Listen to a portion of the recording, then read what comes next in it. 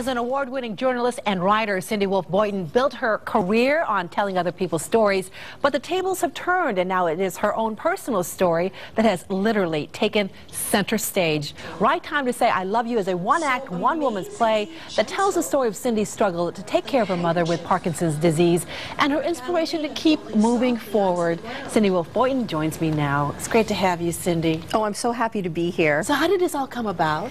Well, I guess a lot of things collided at one time. About a year and a half ago, my mother was having a terrible time with her Parkinson's. I was going over to her house every night, and I needed a vehicle to vent my frustrations.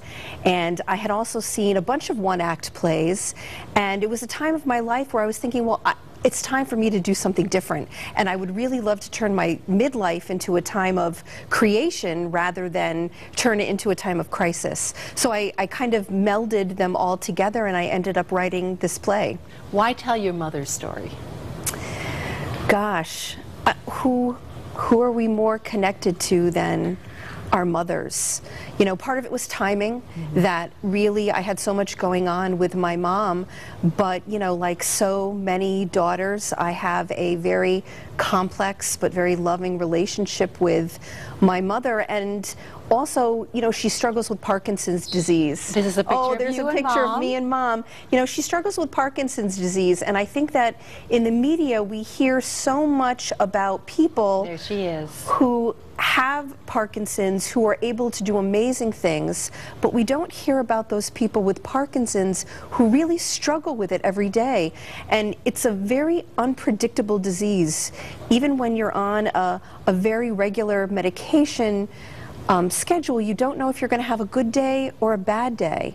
And it's frustrating for the patient, and I think it's really frustrating for the people who take care of that patient as well. So what were the challenges of writing a play, a one-act woman's play? Oh gosh, there were so many. There were so many. I guess one of the largest challenges was feeling that it was okay for me to do that. You know, so many people have gone to school to be playwrights and have studied acting and have studied directing and really honing the craft, and I kind of just sat down and did it.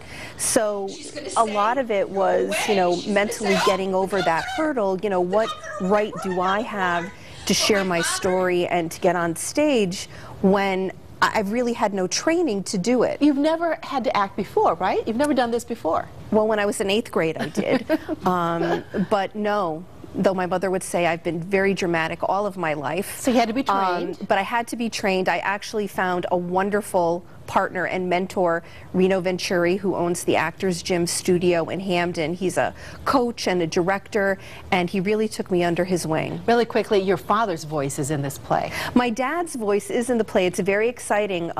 You know, when my mother was having that time of crisis, it would always be my dad who would call, usually very late at night, saying, you know, can you get out of bed? Can you come over and help us? So I worked some of those answering machine calls into the play, and yeah, we ended up recording his voice, so when you come to my play, you actually hear Dad. And just really quickly, you are in New York. I am. I'm in Manhattan right now, this week for a one-act play competition at the Manhattan Repertory Theater. And for more information, what website should people go to? www.righttimetosay.com. Cindy, I just want to wish you well with more success with your play. Thank you. Thank you so much. You're welcome. Don't go away. There's more Connecticut Style right after this.